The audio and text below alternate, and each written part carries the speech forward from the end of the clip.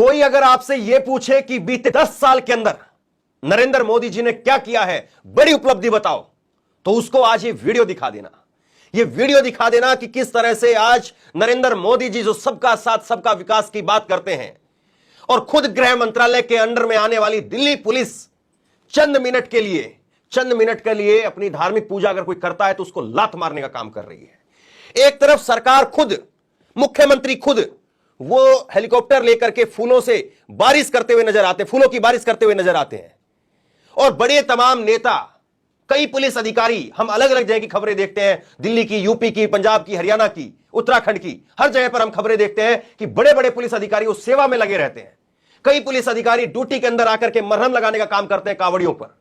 तो एक धर्म के लेकर के आपके नजरिया ये, और एक धर्म को लेकर के आपका नजरिया ये कि आप लात मारने का काम करेंगे। उनकी पैरों के तलवों पर मालिश की जाती है, उनके पैरों के तलवों पर मरहम लगाया जाता है, और दूसरे को पैरों से लात मार करके नमाजियों को क्या कर रहे हैं आप? क्या कर रही है नरेंद्र मोदी की सरकार? सबका साथ सबका विकास, ये सारी बातें, ये सारा जो ढोंड पीटा जाता है, ये तस्वीरें देख करके वाकई मन विचलित हो गया। ये तस्वीरें देख करके सवाल खड़ा हो गया कि हम वसुदैव कुटुंबकम की बात करने वाले भारतीय हैं, वसुदैव कुटुंबकम। और जरा सोचिए कि अब से कुछ दिन पहले, महज कुछ दिन पहले, नरेंद्र मोदी जी अबू धाबी के अंदर गए, और अबू धाबी के अंदर वहां पर जाकर के एक मंदिर का उद्घाटन करके आए। और यहां पर हम अपने ही देश में, अपने ही मुल्क के लोगों के लिए अगर यह रवैया अगर हमारी पुलिस का हो गया है, तो सोचने का विषय यह है कि पुलिस वाले की ऐसी मानसिकता है या पूरे लोगों के अंदर इस तरह की मानसिकता जो वो घुस दी गई है। यह तस्वीरें दिल्ली के इंद्रलोक की बताई जा रही है, दिल्ली के इंद्रलोक की। मैं कुछ प्रतिक्रियाएं आपको दिखाता हूं, इससे पहले कि मैं ज्यादा कुछ इस पर कहूं, कुछ प्रतिक्रियाएं आप खुद देख लीजिए, और उसके बाद में मैं आपको दिखाऊंगा कि किस तरह से पुलिस मरहम लगाती हुई, पुलिस फूल बरसाती हुई, मुख्यमंत्री फूल बरसाते हुए नजर आते हैं। वो तस्वीरें मैं आपको आगे दिखाऊंगा, लेकिन पहले जो इस पर जो अभी प्रतिक्रियाएं निकल करके सामने आई वो मैं आपको दिखा रहा हूं, और किस तरह से जो है वो मौजूदा स्थिति हो गई है, ये आप देख लीजिए। आदेश रावल ने ट्वीट किया है कि पुलिस का काम है सामाजिक सौहार्द बना करके रखना, लेकिन यह दिल्ली पुलिस नमाज पढ़ते लोगों को लात मार रही है। सबके धर्म का सम्मान करना सीखिए, शर्मनाक घटना। तो ये पहली प्रतिक्रिया निकल करके सामने आई। नरेंद्र नाथ मिश्रा जो कि पत्रकार हैं, उन्होंने कहा है कि पुलिस का यह बर्ताव पूरी तरह गलत है, कोई किंतु परंतु नहीं। अब कोई कहे कि नहीं भाई ये नमाज सड़क पर क्यों पढ़ेंगे, इनको तो आदत पड़ जाएगी, फिर कब्जा कर लेंगे, फिर मस्जिद नहीं बना देंगे, ये कर लेंगे, वो कर लेंगे, सारी बातें एक तरफ रखिए, ये कोई तर्क काम के नहीं है। आप लात कैसे मार सकते हैं, ये है, लात कैसे मार सकते हैं आप, सबसे बड़ा सवाल ये है। कोई अगर अपनी धार्मिक पूजा कर रहा है, आप उसको लात मारेंगे, वर्दी पहन करके लात मारेंगे? शर्म आनी चाहिए आपको। और अभी तक ये ड्यूटी पर है क्या? क्या दिल्ली पुलिस, क्या दिल्ली के गवर्नर कोई इन पर एक्शन ले रहे हैं?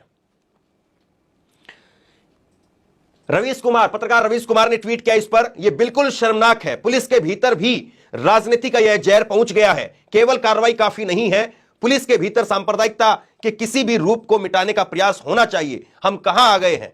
इस नफरत को राज्य और मीडिया का संरक्षण मिल चुका है, इसलिए इस नफरत से लड़ना असंभव होता जा रहा है। दिल्ली पुलिस की ऐसी छवि कभी नहीं थी।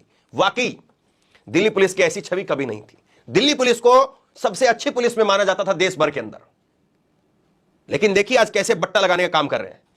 आरफा खानम शेरवानी ने इसको लेकर के कहा है कि ये जो पुलिस वाला है, ये हेटफुल जोम्बी है, घृणा से, नफरत से भरा हुआ एक जोम्बी है ये। और ना केवल ये कानून की नफरत कर रहा है, बल्कि जिस तरह से एक ये धर्म विशेष की पूजा करते हुए लोगों के साथ में जो बर्ताव कर रहा है, this is the India that BJP has built in last 1 decade. ये भारत है जो बीजेपी ने पिछले 1 दशक में बनाया है। वाकई ये तस्वीरें किसी प्रकार से, किसी तरीके से जायज नहीं ठहराई जा सकती।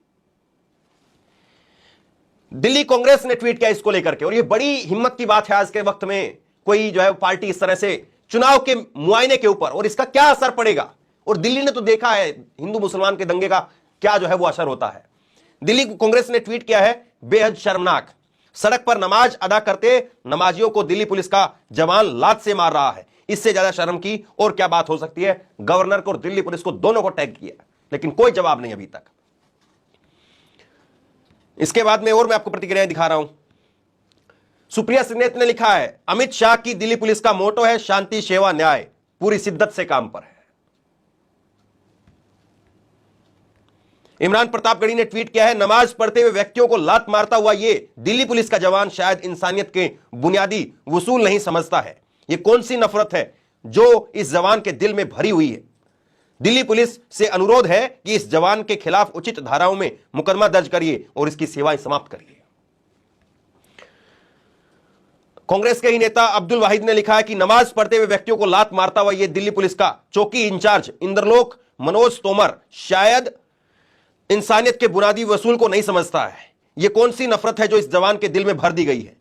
तो मनोज तोमर इसका नाम बताया जा रहा है।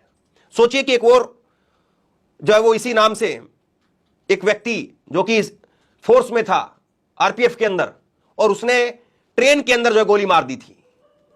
ट्रेन के अंदर गोली मार दी थी। करीब करीब 2 महीने पहले की घटना है, मैंने आपको दिखाई थी, जब वो गुजरात से और राजस्थान वो ट्रेन जा रही थी।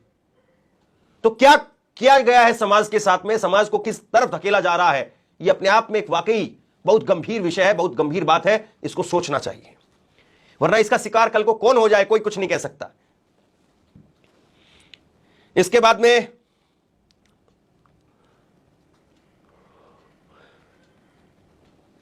जाकिर अली ने ट्वीट किया है कि दिल्ली के इंद्रलोक में रोड किनारे जुम्मे की नमाज अदा कर रहे नमाजियों को सजदा करते वक्त पुलिस का जवान लात मार रहा है। इस बेशर्म पुलिसकर्मी के अंदर इतनी हया भी नहीं कि नमाज अदा होने के बाद नमाजियों से बात करता। कावड़ यात्रियों के दौरान रूट डाइवर्ट करने वाली दिल्ली पुलिस को थोड़े नियमों का पालन करना चाहिए।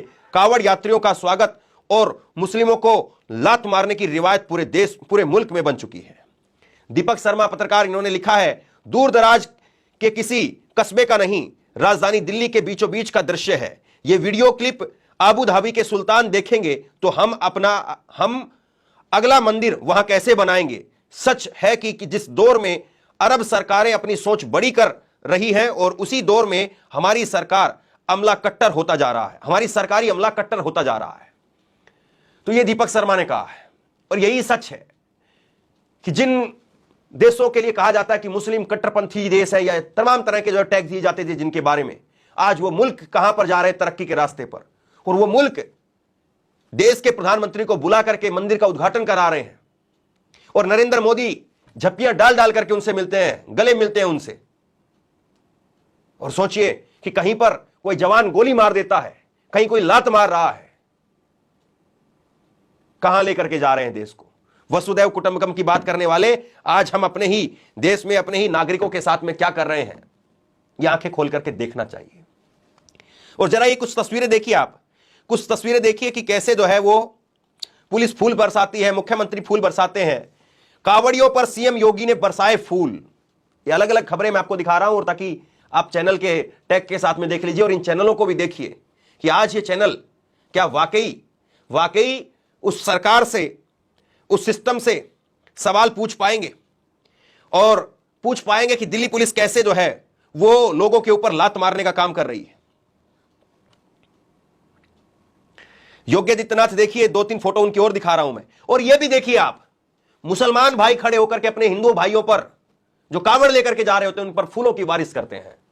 और जबकि कावड़ 2-4 मिनट का काम नहीं होता है, कावड़ की वजह से 15-20 दिनों तक और कई जगह पर महीनों भर के लिए भी जो ट्रैफिक है उसको डाइवर्ट करना पड़ता है। लोगों को सुबह शाम अपनी नौकरी पर जाने में तकलीफ होती है, लेकिन कोई कुछ नहीं कहता है, कोई कावड़ियों को लात नहीं मारता है। अधिकारियों ने वहां पर बातचीत की थी, और क्या ऐसी स्थिति पैदा हो गई थी कि लात मारने की नौबत आ जाए। आप देख नहीं रहे, देश चुनाव के मुआयने पर खड़ा है, और इस एक घटना से कैसे हिंदू मुसलमान हो सकता है। और अभी भी लोगों के दिमाग में यह भरा जाएगा, शाम को डिबेट यही होगी कि देखिए कैसे जो है ये नमाजी सड़क के ऊपर उतरा है, कैसे ये मुसलमान सड़कों के ऊपर कब्जा करने पर उतरा है, कैसे ये शाहीन बाग बना देंगे पूरे देश को।